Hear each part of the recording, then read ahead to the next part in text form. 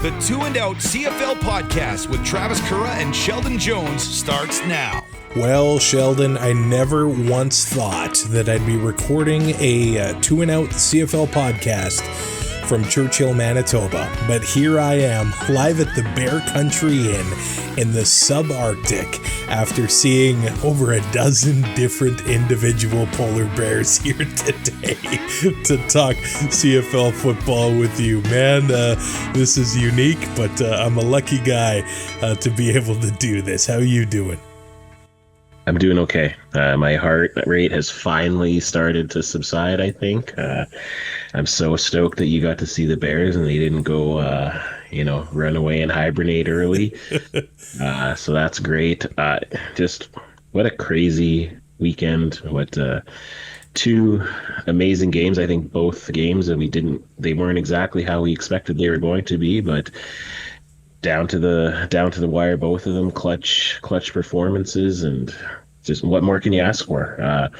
We got treated, and I think we're going to get treated one more week. We got a nice big Grey Cup coming up here, and I frankly can't wait to get to Winnipeg in a few days because I'm ready to go. Says no one ever, by the way. I know.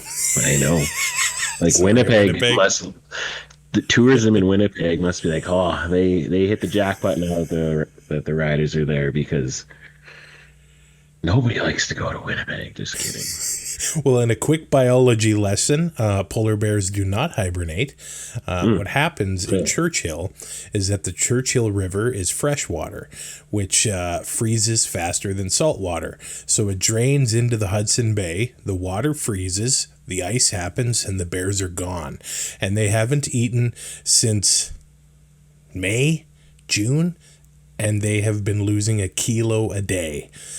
So as soon as that ice forms, they head out on the ice, and then they get to dine on seal. Sorry, nature is pretty crazy that way, but they've been waiting a long time to be able to have those meals. So that is why Churchill is the polar bear capital of the world. It's a crazy place. It is a wild place. I want to come here in the summer. Apparently 4,000 beluga whales meet in the Churchill River, and they're so curious. You go kayaking or whatever, and they swim right up to you. It's an amazing place right here in Manitoba. Now, I got quite the journey to get to Winnipeg. So Thursday, we're going to get on the train to Thompson. It's going to take about 16 hours, and then I got to drive 8 hours to Winnipeg. So, yeah, Canada's a big, vast country, lucky to be exploring this corner of it for the very first time. But yeah, let's start with the Eastern final, where the Montreal Alouettes, they come in as slight favorites over the hometown Hamilton Tiger Cats. That crowd was rocking. They were blacked out. Not quite enough. Those Alouettes leave with a 1916 win, and like you said, maybe not quite the way we expected. I think maybe I expected it to be more like the Winnipeg game, where the Alouettes, 75 combined points in that one. This one, 35 combined points, but still entertaining. Yeah, I think hitting the under is pretty common in the playoffs, just because teams they often start out a little slower trying to figure things out. But yeah, like last week, Montreal didn't start slow at all. So it was interesting. I think Hamilton's defense played really good, actually, and it's just Montreal's played just that much better. And that's what playoff football is. Defense wins championships. It's cliche, but in these two games, especially this one, it showed. And the team still moved the ball. It's not like they were just, 2 and out. I would have appreciated the extra free advertising on TSN. We got lots of that in the second game, though. I guess we did. You're right. But they were moving the ball, just not quite getting there, especially Montreal. Hamilton's able to move the ball, and we'll talk about the key moment of the first half here, but then Montreal's defense would tighten up and create problems for Hamilton, especially that, Yeah, there was an interception that Bo threw, and they kind of got that back when they picked off Davis Alexander as well. But that key moment was the first half where the Ticats are threatening, and two bad penalties by, was it Jordan Murray of the Ticats, where he takes that unnecessary roughness, where I kind of was like, okay, it's an offensive lineman asserting his dominance, and even Milt Stegall said that at halftime, but he slams his helmet on the ground and gets 25 yards in penalties, pushing the Ticats from the Montreal 23 to the 48-yard line. Obviously, a key mistake. Well, and a lack of discipline there displayed by Murray and therefore the Ticats.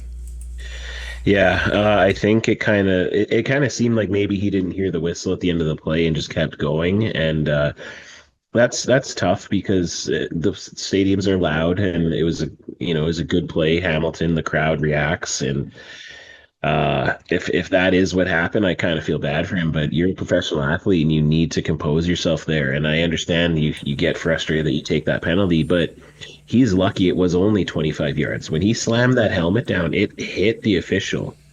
Like, I was extremely surprised that they didn't kick him out of the game for that, just because contacting the official in any way, it is a disqualified thing, right? So I know it was accidental, and luckily, and maybe because it was a playoff game, they decided that, because they talked about it for a long time, and I kind of thought that he was going to get disqualified, but it was. I struggle to say selfish because I don't think he meant to do it, so I don't know how it can be selfish, but it just, you can't do that. You have to maintain your composure in there. I can understand getting a misconduct penalty, pushing around after a whistle, defending your other teammates, something like that. But taking your helmet off and throwing it down on the field inside the field, it's unacceptable, and you can't do it. And I'm sure he's going to get fined too, on top of not making the trip to the Grey Cup. So costly mistake for that. Not nice if you're a Hamilton Tiger Cat there, or fan. Yeah, no doubt. And it was actually the beginning of the second quarter when Wesley Sutton had that interception on Bo Levi Mitchell, basically, at the 4-yard line. So Hamilton, two big mistakes in the red zone. And I think maybe that's why Ticat fans extremely heartbroken, on top of, the fact that they haven't won since 1999. I don't like to rub that in, but hosting the East Final, getting there, and then a couple key mistakes in the red zone in the first half in a game that you could have had, and that's the playoffs. One play either way, and it really, really hurts. And another observation here, it was right at the beginning of the second half, because it was 6-3 at halftime. The Alouettes had the lead, and then Davis Alexander gets into the end zone there. Tyler Sneed, that big touchdown catch. And by the way, Sneed also had a catch in this game where he took a massive hit and hung onto the ball. Number 85 is an underrated receiver, I believe, in the CFL. And what a game he had here with Davis Alexander. And the observation I do have is Davis Alexander is making a few enemies across the CFL. You and I both wrestling fans. I think that maybe changes our perspective a little bit. I do think the game needs a heel. I don't hate him yet. He may do something that I don't like, but I can't, like my team celebrating or showing some personality and then just out of the other side of my mouth be mad at him for doing it. I love to see it. We need more personality in the game, and if it makes some people mad along the way, I guess that's how it goes. Mm-hmm. Yeah, it's actually quite coincidental, because he's actually acting like Bo Levi Mitchell did at the beginning of his career when he first got in there. Bo was super cocky, and he came into the league, I think, 7, maybe 8 games. So they have similar starts where they both, started off with winning streaks and going Well, and I undefeated. think Davis, well, now he's 13-0. Yeah, And Bo was 11-1. So yeah, yeah. 12-0, So, 11-1 in the first 12 games. It doesn't get any more, similar than that. yeah, and Bo, like, he was my most hated player for a long time until I kind of learned to respect the hustle, and I just saw that he was a nice guy at CFL week. But um, yeah, I love having a heel. I think it's great. It adds stories, it adds rivalries, it gets fans online chirping each other because you're gonna defend your guy. It's no different than Dwight Anderson when he used to play for the Stamps, and he was such a rival of the Riders, and then the Riders signed him, and it's like, oh, I kind of like you now that you're on my team and you got that aggression, right? Well, So that Stampeders Roughriders rivalry in late 2009, and it was still when I don't think any of us really knew how to properly be on the internet. Like, I got blocked by Nick Lewis. I got blocked by John Cornish. But then there were a few Stamps fans that would respond. And those were the guys I loved. Charleston Hughes was one of them. And I met Charleston after he signed with the Riders. He instantly recognized me. And I was so embarrassed, but I was like, hey, man, I'm glad to have you on the team now. And that was the best part, I think, of the CFL. I think online we're a bit more careful these days. Bo Levi Mitchell, he famously went off Twitter. I think he got bogged down in that in his younger days as well. Yeah. It's like we kind of grew up together. yeah. Yeah, speaking of Cornish, I remember Cornish being on like riderfans.com, like beating Rider fans after they would beat them and stuff. And yeah, those were the good old days. But like I said, Davis Alexander, he's very comfortable in that role. He's, as of right now, he's the Undertaker WrestleMania. He hasn't lost, and now he's got another big opponent in his sights here, and I love to see it, and I'm gonna probably hate him a lot this week because I'm gonna see a lot of videos of him being cocky and him saying stuff. But until a team shuts him up, then he can say whatever he wants because he can talk the talk, he can walk the walk. And did you catch what he said to his team before the game? I don't think so. So I caught this after the game on TSN. Now, it's very profanity laden as football players talk with their teammates. But when Bo Levi Mitchell had that big rushing touchdown earlier this year, and he stood over the defender, and Davis brought that up to his team. And it was basically, F these blankety blank blanks. I will never forget when Bo Levi, I was like, wow. So they found from stuff from this season to get them fired up for this game. And overall, the refs let them play. There was a pass interference on Tyson Philpott in the first half. Quavion White, I believe, came in, and that could have been a big decision. Moxie had to miss the game for the Ticats. A veteran in the secondary misses the game.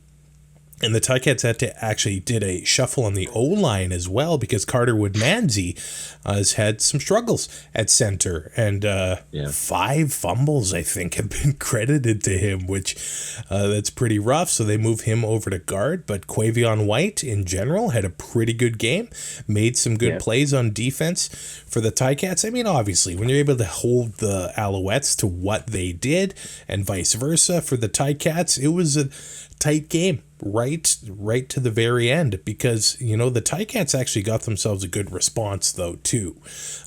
They were able to move the ball with Kenny Lawler, but it was Shamar Bridges that got onto the board first for the Ticats. a quiet year compared to last year when he was Rookie of the Year. But yeah, that's a good response from the veteran Bo Levi Mitchell. 10 plays, 77 yards, 6.5 minutes long. You knew we were in for a game then. Yeah, and that's why I struggle, because I make no mistake. I was cheering for Hamilton in this game because I wanted to see Bo get to the Grey Cup and take the Ticats to the Grey Cup.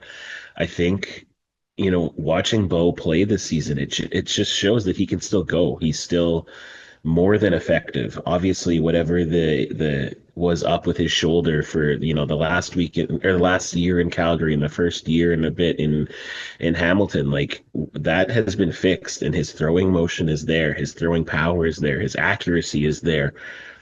But all we hear about is, this could be it. Is he going to retire? Is he ready to move on? And I don't want that. Like, I need him to stay. And so I really hope this isn't the last time we see Bo, because just drives like this one it just shows how surgical he can still be. And we need that in this CFL.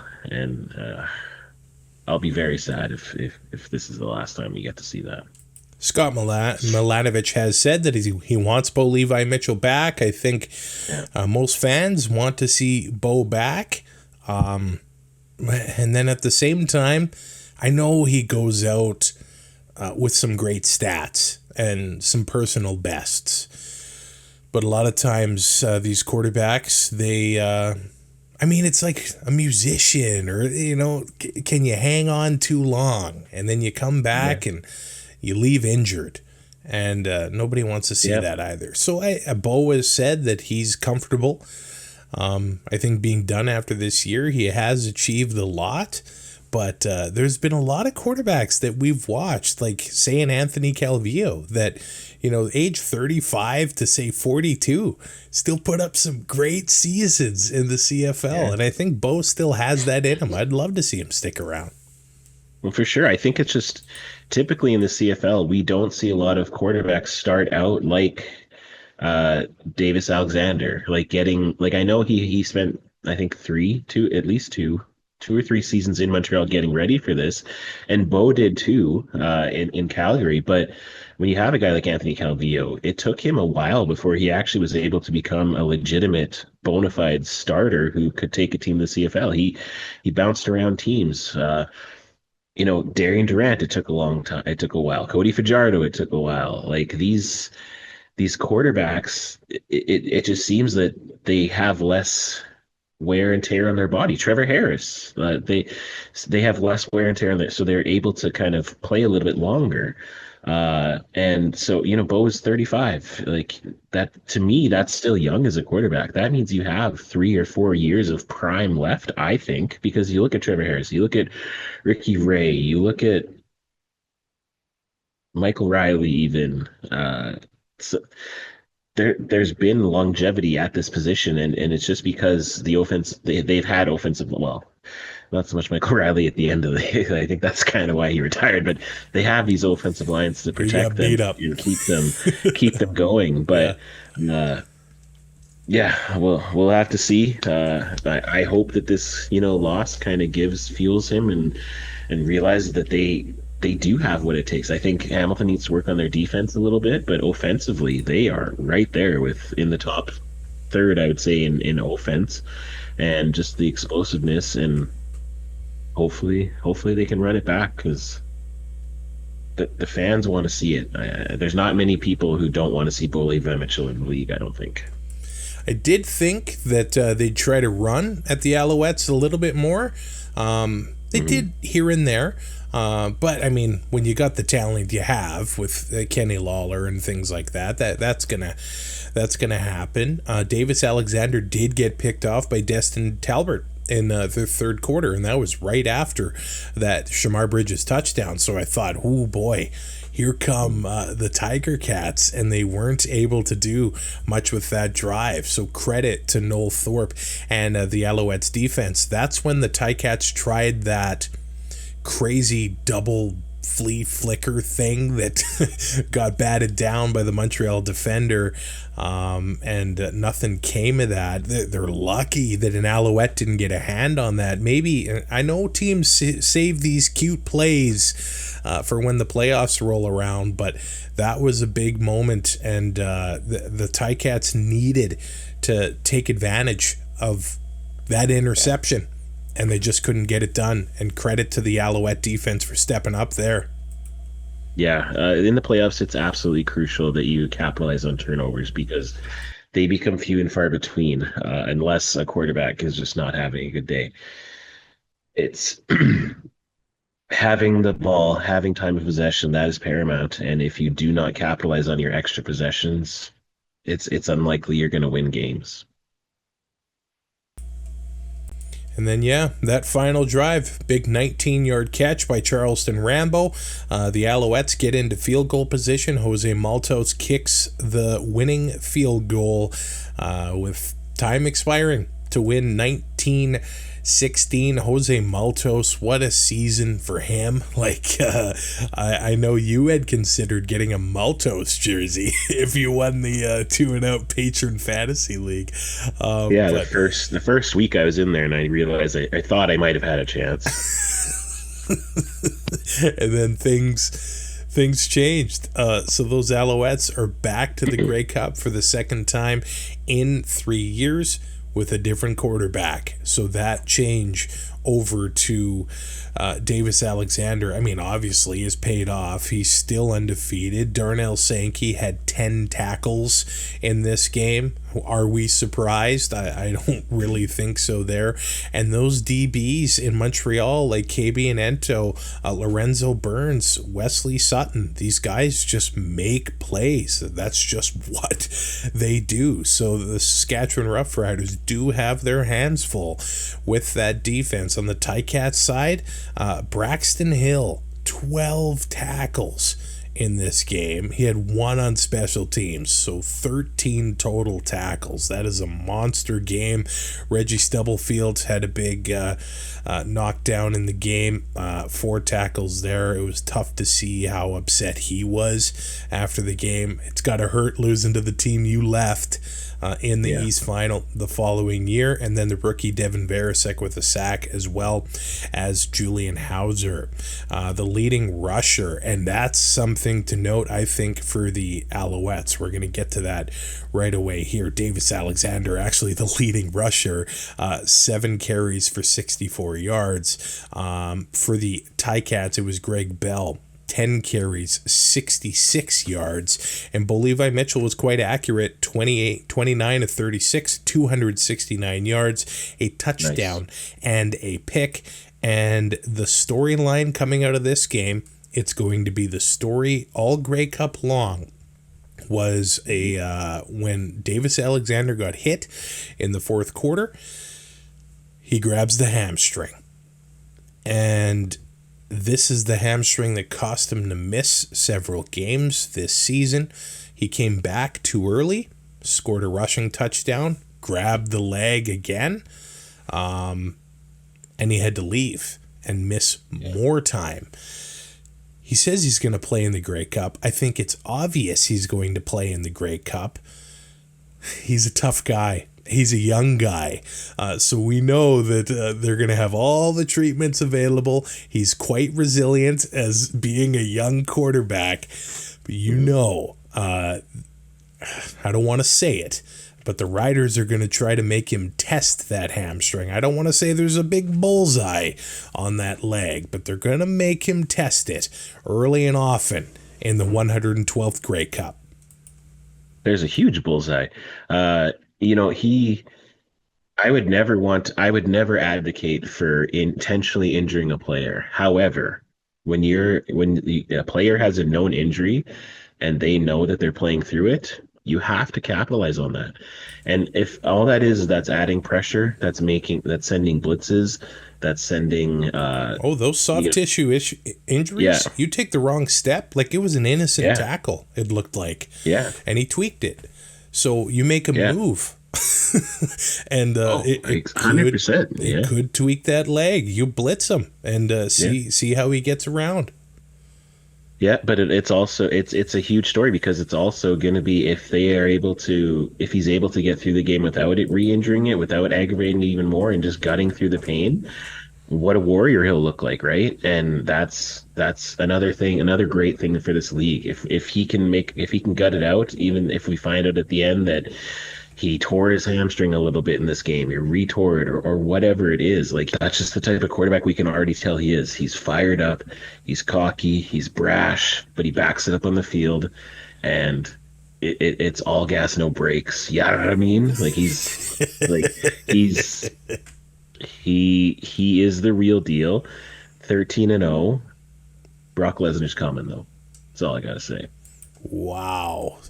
That's not a prediction. That's a spoiler from Sheldon Jones. I thought Stevie Scott III may be the most important player in the playoffs here, and he's one of them. He did get banged up by the Owls here. 9 carries, 48 yards by him, but Travis Tice gets back onto the roster, and now they've got a two-headed beast at running back. Tice only had 5 carries for 18 yards, but he added 4 catches for 52 yards, including a play over 30 yards long. It was 40 yards. So to have those two guys going on the roster, they are going to be a handful for the Saskatchewan Roughriders. And you add 57 yards for Tyler Sneed. You add 34 yards for Charleston Rambo. They have a lot of targets that they're willing to put the ball in these targets' hands. And Jason Moss is going to have a solid game plan on Sunday. But Davis Alexander's leg, that is going to be the big storyline heading into the game. The fact that he's undefeated, the fact that fans like you and I that have been following the CFL for a long time know that the Riders in recent Grey Cup history is not so positive. And I remember those games just like yesterday. So this game on Sunday, it's going to be something else. Yeah, well, recent history, we won the last one we were in, so that's that. So hey, is 12 years recent history anymore? No. Is 15, 16, and maybe not. Maybe we are old. Yeah, well, definitely. I feel old. Like today, I feel old. Like just an extra standing I did at the game, and just the emotion of like my entire body just being tense while I was expecting to lose, but we're going to talk about that soon. But one thing I just want to mention before we wrap up this game, what Travis Tice and what Stevie Scott III were able to do is exactly what Butler was able to do in the Rider game, and they were on the same page. Again, the stats don't scream off the page, but that is how they were able to march on the Riders.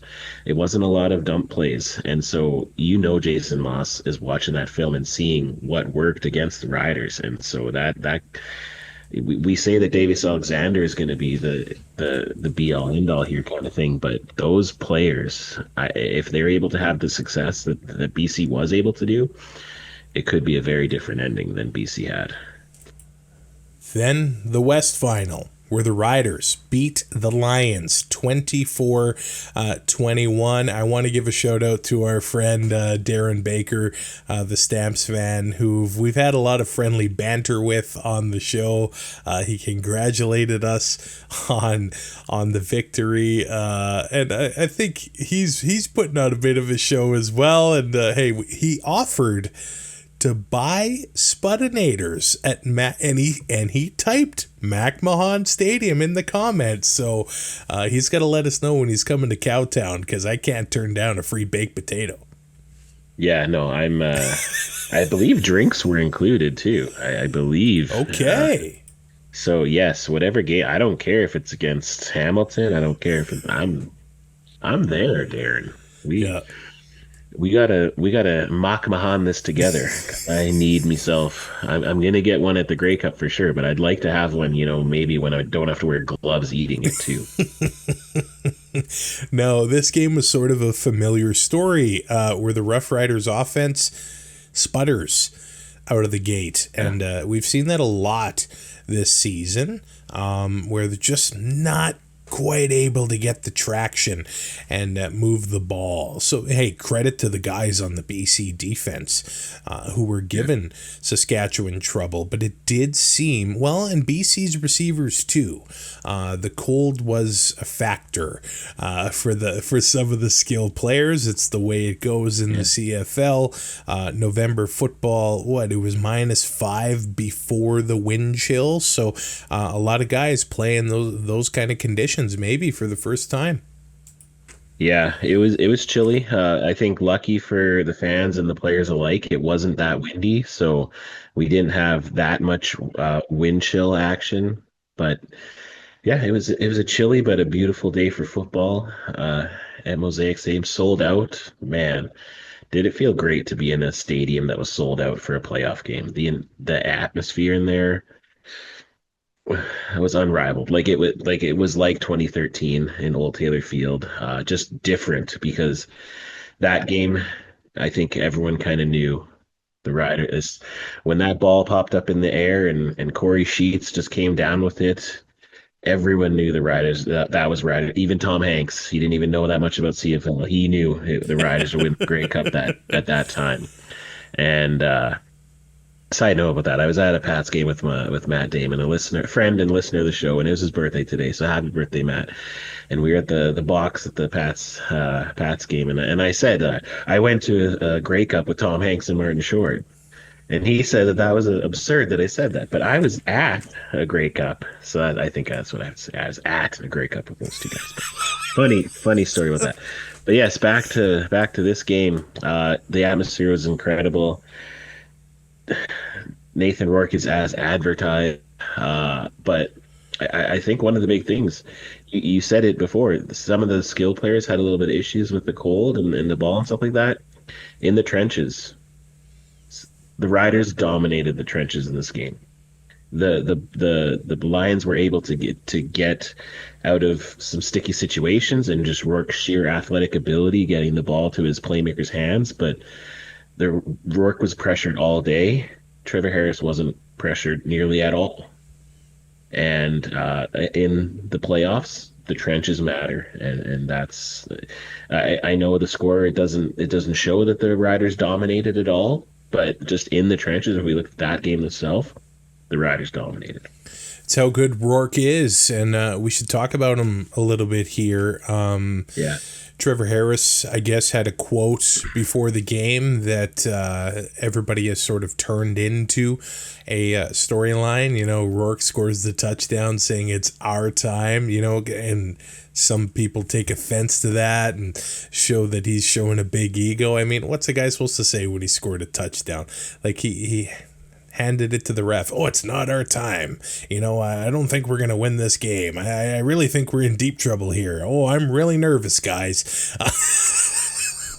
Come on. I thought that was awesome. The cameraman was in the right place at the right time.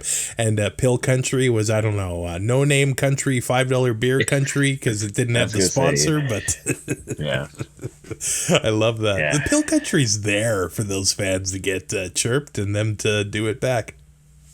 For sure. I think Nathan isn't as cocky as Davis Alexander, but I think Nathan has as big of a chip on his shoulder, I think, as that guy does. And it's not for a lack of accolades or anything like that. I just think that they're both super strong competitors, and they both know that they're good at their job. And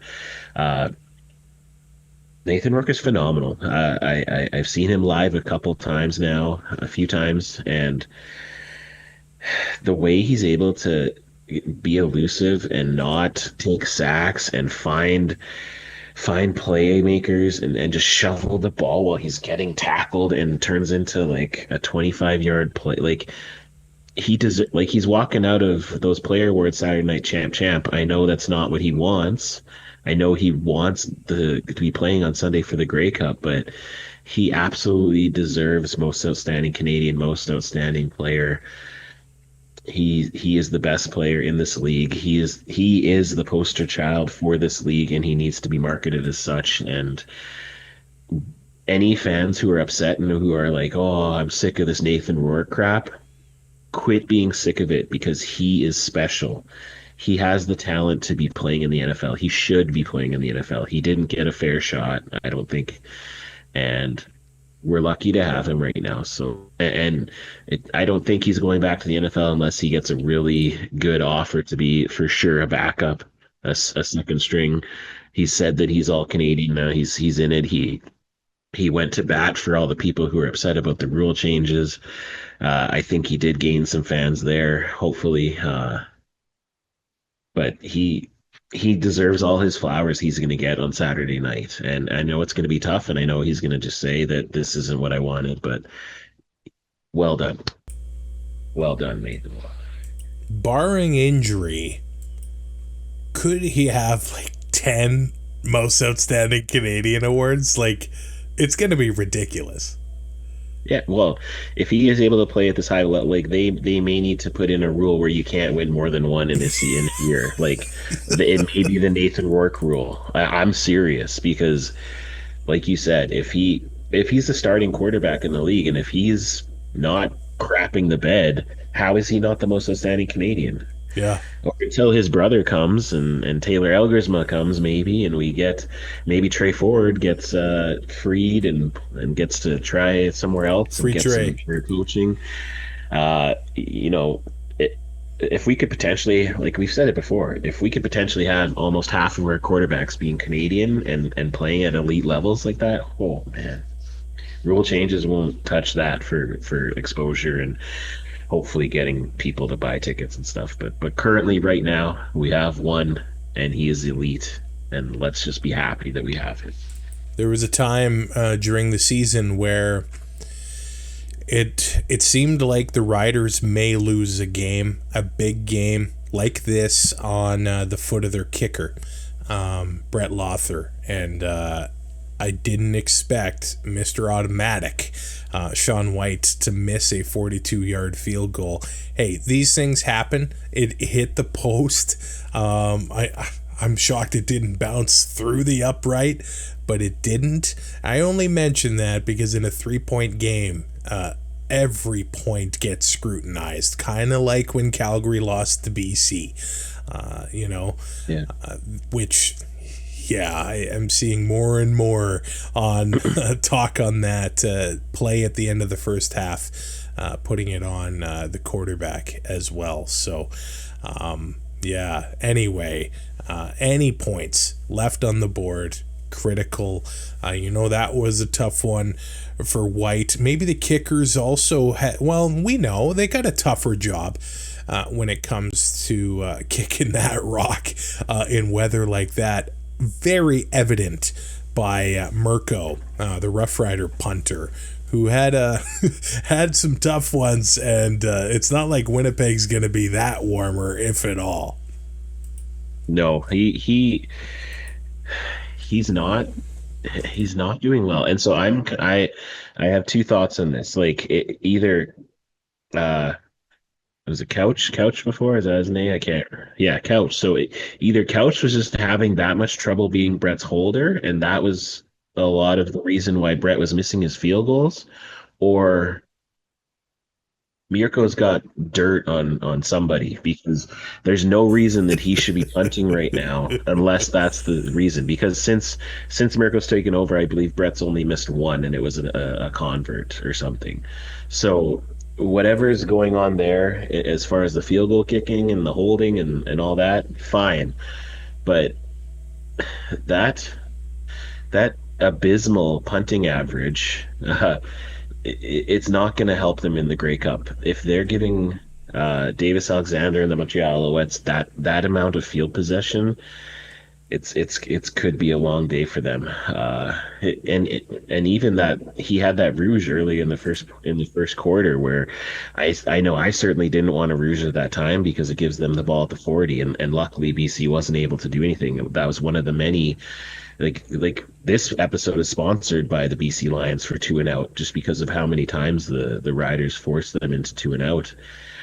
And so luckily it didn't hurt them, and the Riders got that point, which turned out to be a huge point when it comes down to it at the end of the day. Like you said, every point matters in the playoffs. Yeah, there were some tough drops by the Lions early on. Keon Hatcher, Barry Hill III, they were fighting it early on in this game. But the Lions were the team that got on the board first. They had a 9-play, 103-yard drive. And for as much as we talk about the Rider defense, that Lions offense, man, what a drive that was. That Eberhardt 26-yard catch at the 4-yard line where Rourke put it in on that first touchdown of the game. What a drive by the Leos there. Yeah, he felt that too. When he landed straight on his back, that's a wrestling bump on a frozen turf. That had no give there, and you could see that he was feeling it after, and he kind of they brought up the white tent and everything, but he was okay. But what a gutsy guy! That's another guy that this league needs to market. Eberhardt, he has been amazing, and he's just such a nice guy in the interviews and all of that stuff. Like he's one of these rising stars that are coming up that hopefully we can latch onto and get some more eyeballs on this league for sure.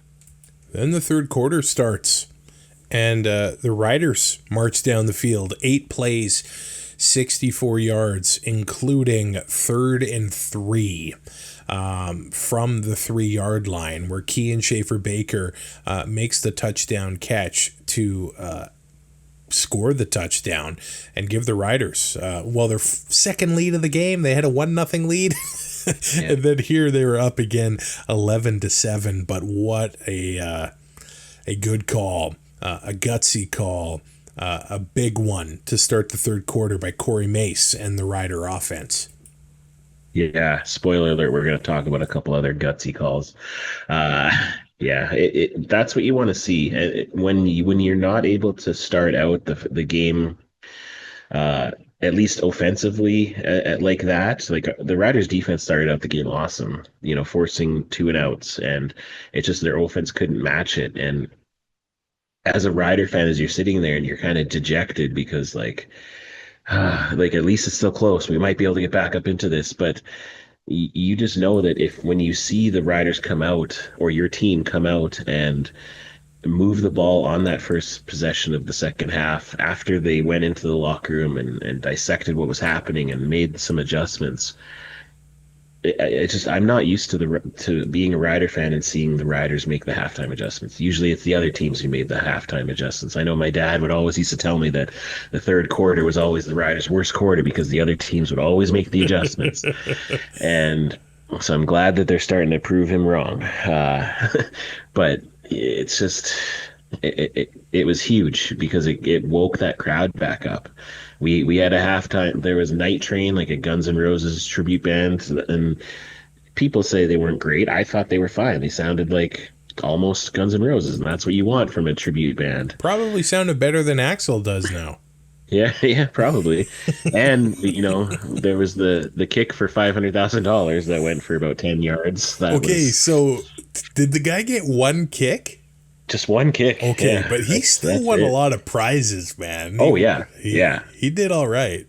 Yeah, he definitely did all right. It's kind of funny though. Like from our advantage, when we first saw him, we're like, "Oh, a Lions fan won, and he has the kick in Regina." But then we just realized it was the old Dutch jersey instead. But yeah, like I said before, just that drive was huge for the Riders, just to get the crowd back into it and them just being like, "Hey, we hear you and we're going to play for you." It was very welcome. That was a Trevor Harris drive too. Yeah. AJ Ouellette had 117 yards? 113. But he ran for 6.6 yards a carry. You could tell that this game meant a lot to him, and he was running like a madman, and we're going to get to him right away here. But Harris hits Duncan Busby, Schaefer-Baker for 25, Duncan Busby for another 15. He hits Schaefer-Baker again. Well, no, that was an incomplete pass. Now, the rush, the 10-yard gain where Trevor Harris kind of got clocked in the face. I'm shocked he didn't get taken out of the game, honestly. Yep. It's there's been a lot of times when the injury spotter should have stepped in and made them check. Like I think Trevor was okay. He didn't show this time. He didn't. He was just slow to get up. Like I think he maybe got the wind knocked out. I don't know, but he was slow to get up. But at least he wasn't woozy. There was that hit, and I think it was in Winnipeg earlier this season. Might have been the Banjo Bowl or the second game. I can't remember, but he definitely got up and was kind of woozy. And he said he blamed it on some calf cramping. That was the Calgary game. Or August, yeah, sorry. Yeah. Okay, yeah. And so I'm glad that he didn't have any sort of symptoms like that. So they obviously were able to let him in. But even, yeah, like anytime there's a really big hit like that and players are slow to get up, like just for safety, for player safety, they should get them checked out. I know you don't want to, I know these guys are professionals and they don't want to get taken out, especially if they're not hurt, but it's important to make sure that they're okay. Then a big moment. A possession later, AJ Ouellette fumbles the ball, and the Lions get it back, and it looked like, man, they're going to be able here. They're at the Sask 30-yard line. At least they should be able to be getting within 1 point here.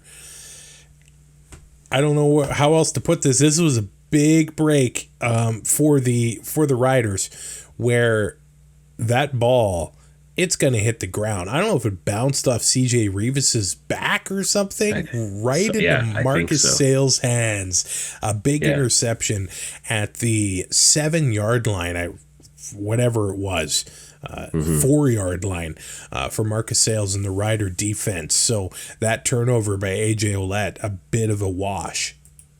Yeah, we saw earlier in the game where AJ he went to hurdle. I think it was TJ Lee when he was going for a tackle, and in the post game show on the Sports Cage one, he said that was from film study. He said he's noticed that TJ Lee tries to take out runners low, and so he said he knew that if he had him one-on-one and he was barely down on, he was going to try to hurdle him. And at first, when you're doing a one-on-one hurdle, that's fine. Like I think, we could ask what's his face, Herslow. Yeah. He got popped the one time, but this second time that AJ was hurdling, it was like there was like 3 guys around there, and I think that's adrenaline, and I think he was motoring, and he's like, I can do no wrong, and you got to be a little bit smarter than that.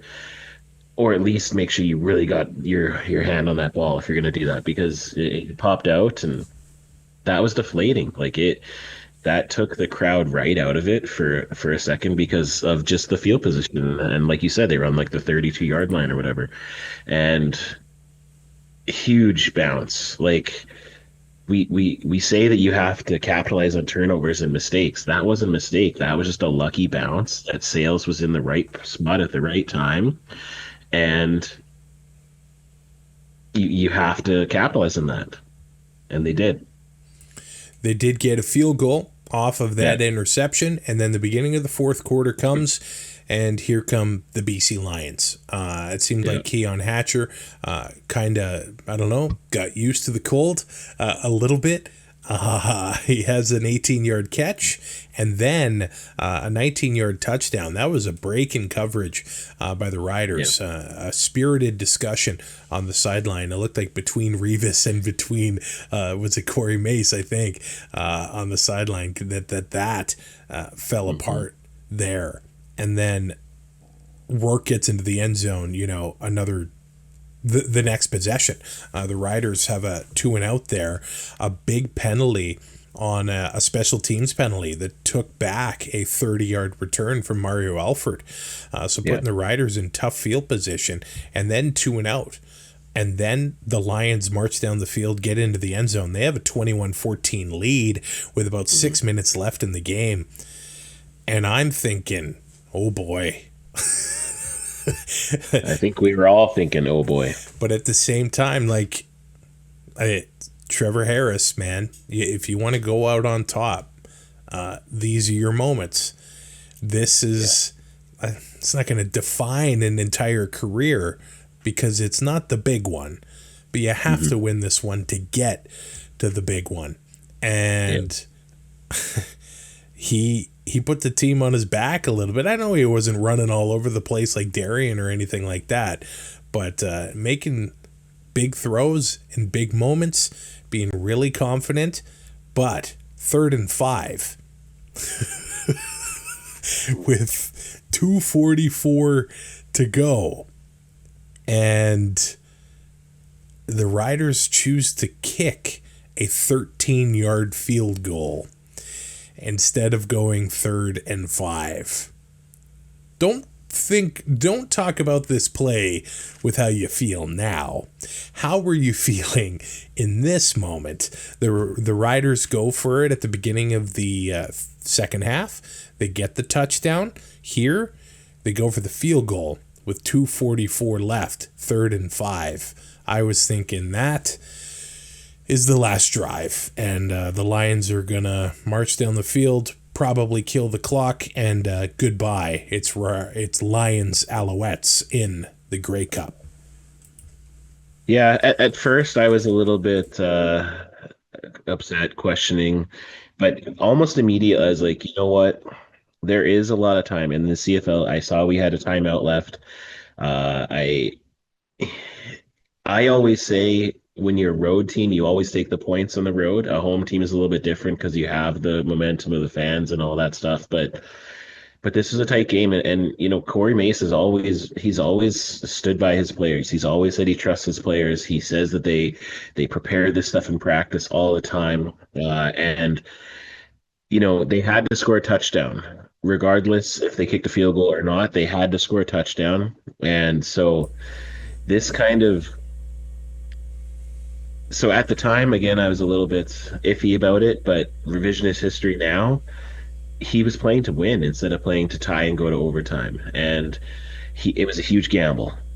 It was a huge gamble, and he said he trusted his defense. And the first this first series that happened after is absolutely what he was looking for, and so that made, I think, everyone in the crowd kind of understand at that point he made the right call. Brass balls, but that wasn't the biggest call that he made, and that's coming up next. So and I don't think a lot of people like that one for sure. So the Lions get the ball back here with a couple minutes to go. They're not able to do much with it, so they kick the ball away. Riders get the ball back, and they don't do anything. 3rd and 10, so they have to punt it with a minute 40 left at this point and give the ball back to the Lions. See, here is where I was rattled. Punting absolutely rattled. I was, because there was just so much less time, and it's in my head as like the probability of being able to stop this team twice in a row on get 2 and outs and get that clock stopped. I just thought the probability was so low. So when he punted, I was like, "Hey, it's over." And it was not a good punt. It was a 30-yarder. And that's the thing. Like, I knew that he was not punting good all game, and I was like, if this is another shank, if this is another crappy punt, then they're gonna lose. And so this is when I say, like, for him to trust his defense again, to be able to do that, this is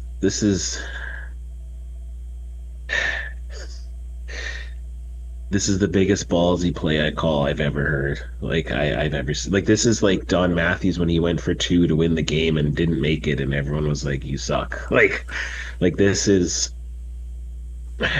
If they wouldn't have made this, if they wouldn't have got that second 2 and out and came back and won this game, this whole offseason, Rider fans would be livid with Coach Mace, and he would have had to figure a way to win them back.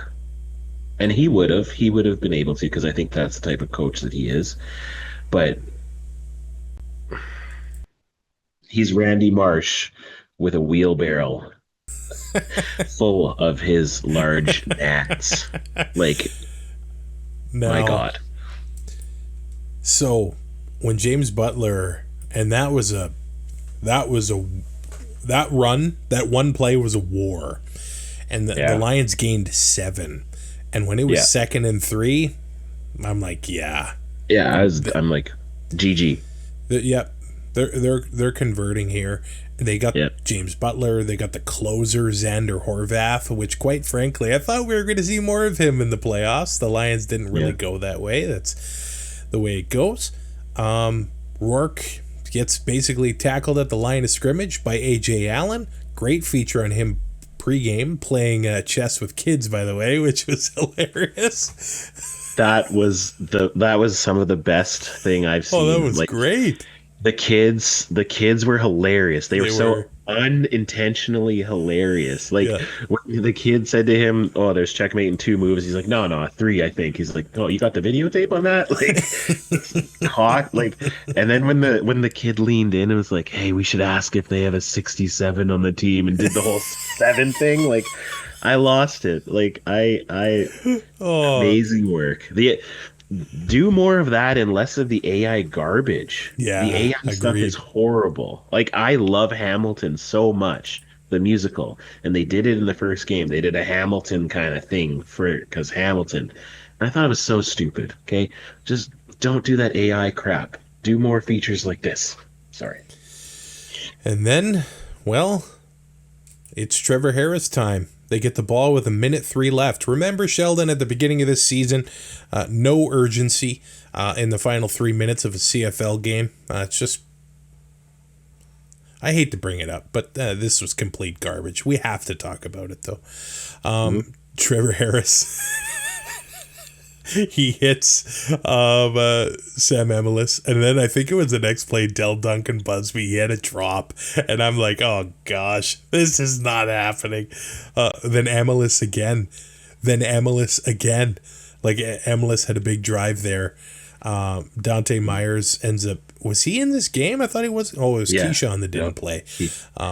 Dante Myers had a huge catch. Like, he did. It wasn't a perfectly thrown ball by Trevor. He had to reach back and get it, and the 21-yard catch was massive. If he wouldn't have got that, I think it's picked off just because the BC guy was right there. And Jackson Finley has been a ball hawk. Yep. He's going to be a special player in this league.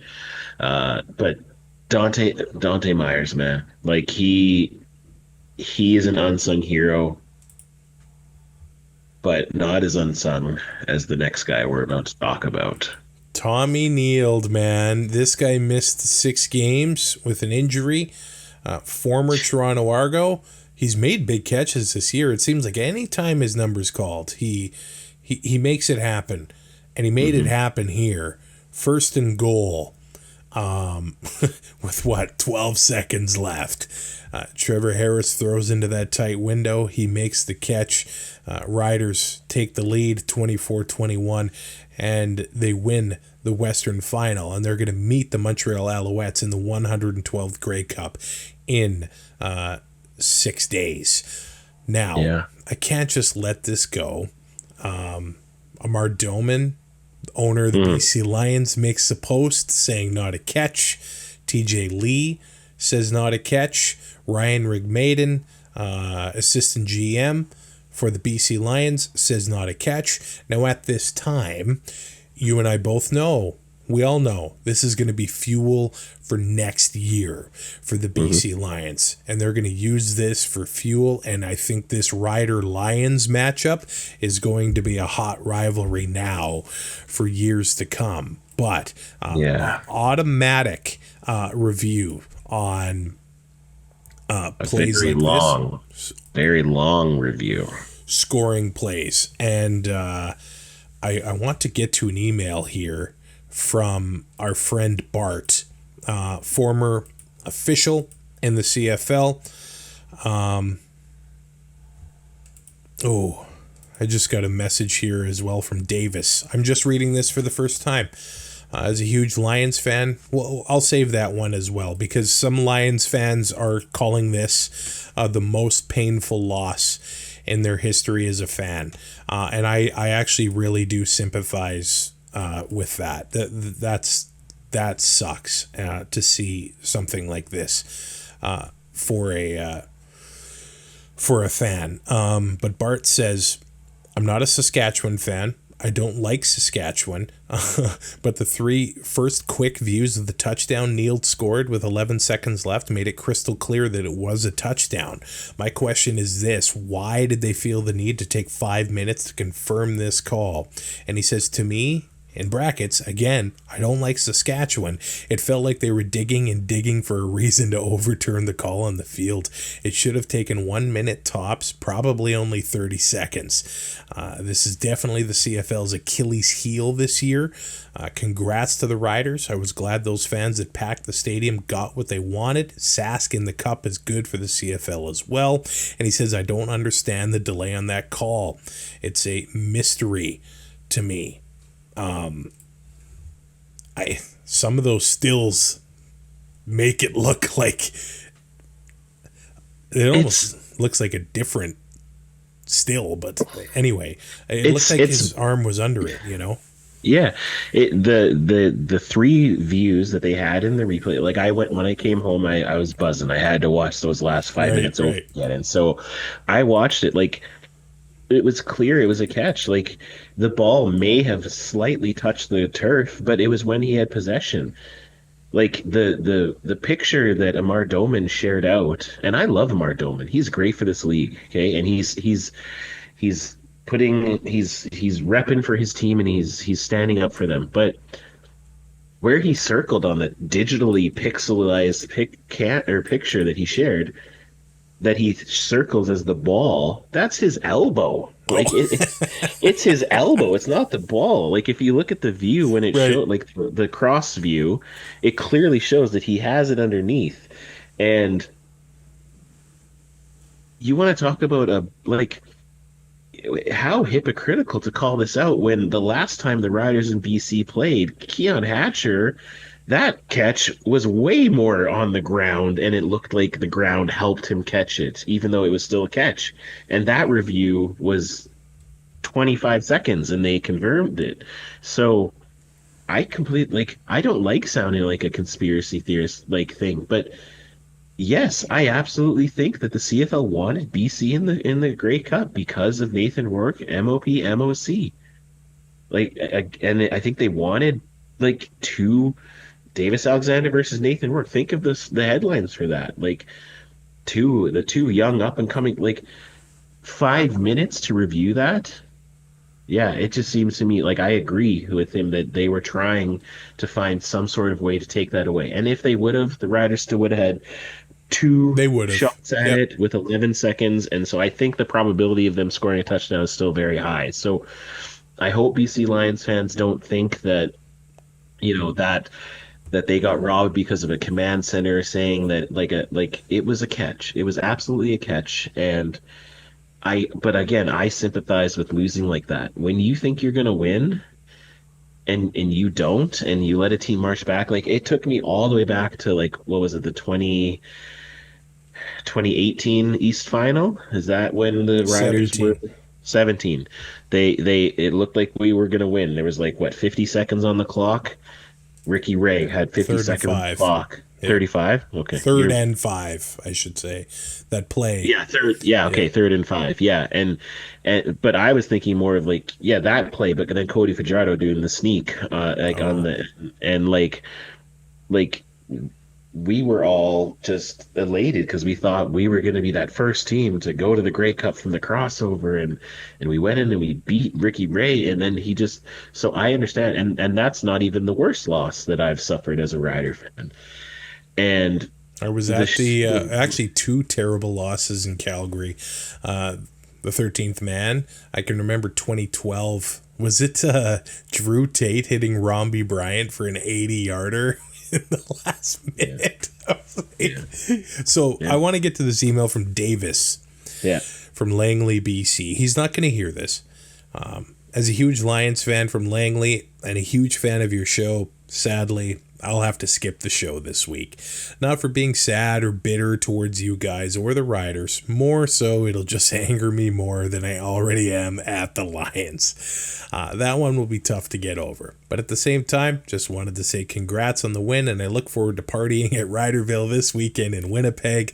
I hate the Riders, but I hate the Bombers more. Thanks for a great season on the pod. If we run into each other at Grey Cup, you guys can buy me a beer or a Pepsi for handing you the West Final.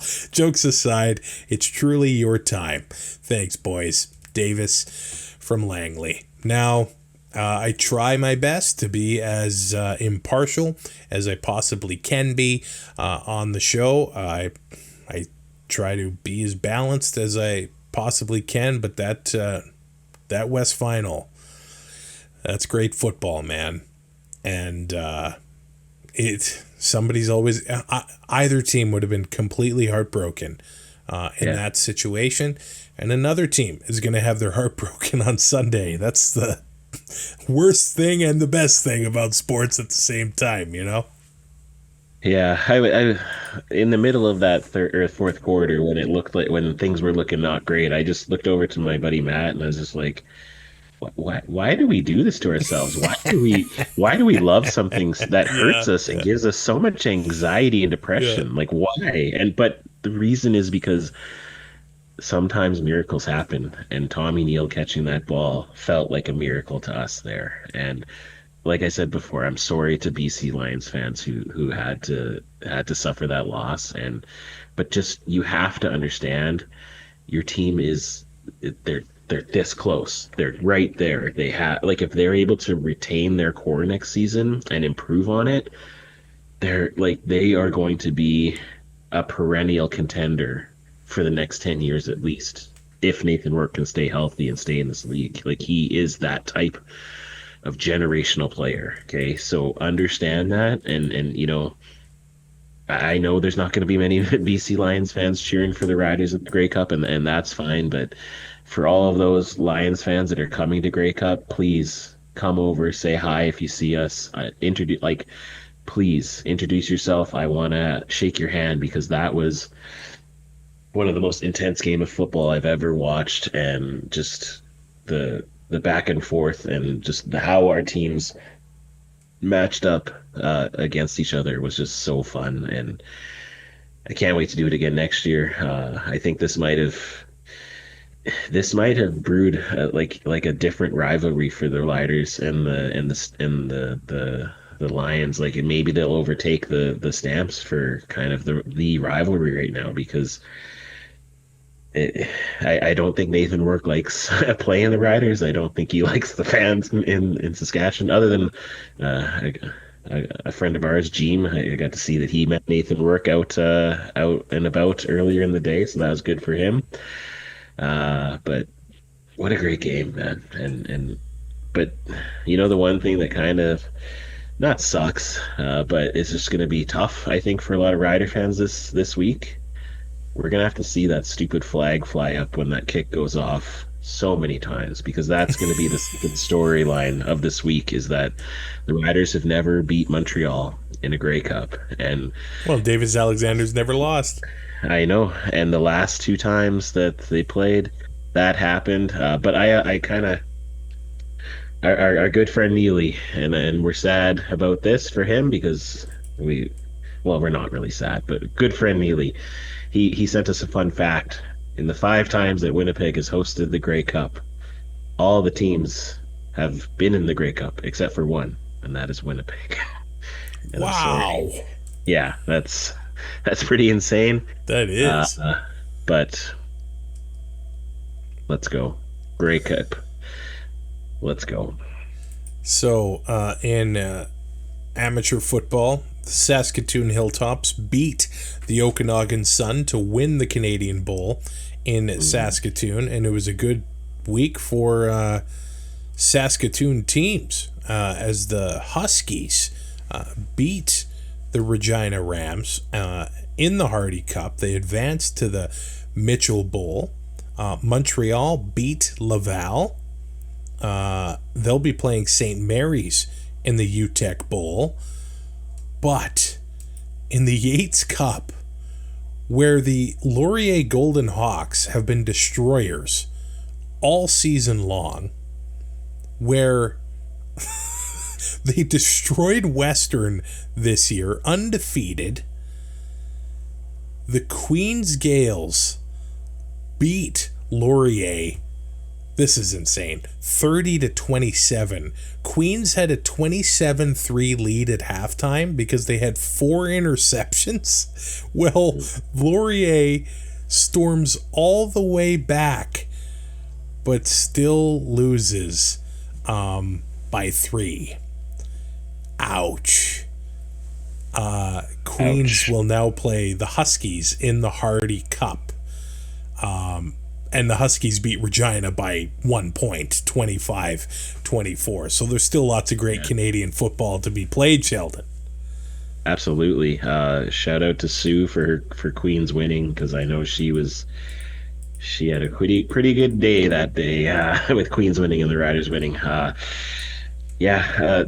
Amateur football is alive and well in this country, and just seeing different teams able to topple other teams and upsets, and like the Rams were winning quite a bit. The Huskies had to come back, and it's great. The Vanier Cup is going to be a really good game in Regina. So anyone near Regina, a week after the Grey Cup, football's not done. We still have the Vanier Cup, so come out and support USports and the Rams.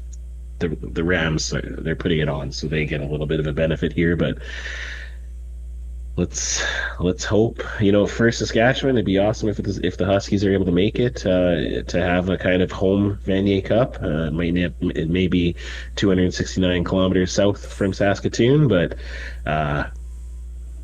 well, it's football. We love football, and I can't wait to see all of our friends this weekend in Winnipeg. Rate, review, and subscribe to Two and Out on your favorite podcatcher. We will preview the 112th Grey Cup later this week. And then, before you know it, the game is going to be here.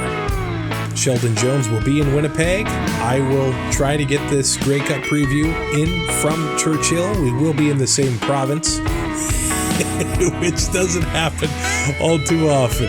We'll talk to you soon on Two and Out. For Sheldon Jones, I'm Travis Currah. Take care of yourself and each other. The Two and Out CFL podcast is written, produced, and hosted by Travis Currah and co-hosted by Sheldon Jones. Subscribe to Two and Out on all major podcast platforms and YouTube to keep up to date with future shows.